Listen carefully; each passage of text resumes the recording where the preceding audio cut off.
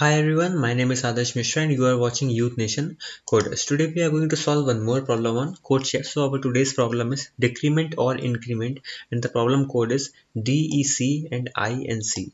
So the particular problem code as well as the solution of this problem you can find it in description box below. So what this question is all about, it is saying that write a program to obtain a number n and increments its value by 1 if the number is divisible by 4.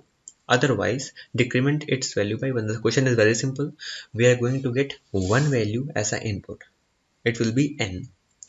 If that number is divisible by 4, then we are going to increment its value by 1. Otherwise, we are going to decrement its value by 1. Simple.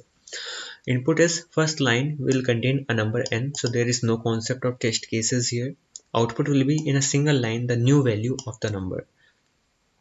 So for this particular input 5, so 5 is divisible by 4 or not? It is not divisible by 4, so we are going to decrement its value, so it will be decremented by 1, so answer will be 4. So that's why the output is 4 here, and the explanation is also given. Since 5 is not divisible by 4, hence its value is decreased by 1. So this is a very simple problem. So we are going to get a value n and we are using int to typecast that particular string value provided by input function into, and we are going to save that into n as an integer value.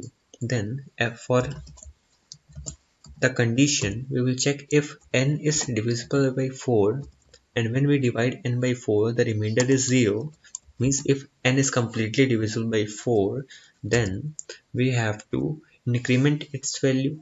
So n is equal to n plus 1. You can also write here n plus is equal to 1. This is another alternative for this.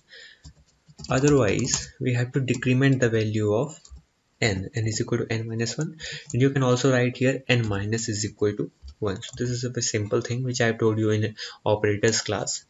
So let me provide some space here. Okay, so after changing the value of n according to given condition, we have to print the resultant value of n, and this is all about this particular question. So let's see whether this code works or not.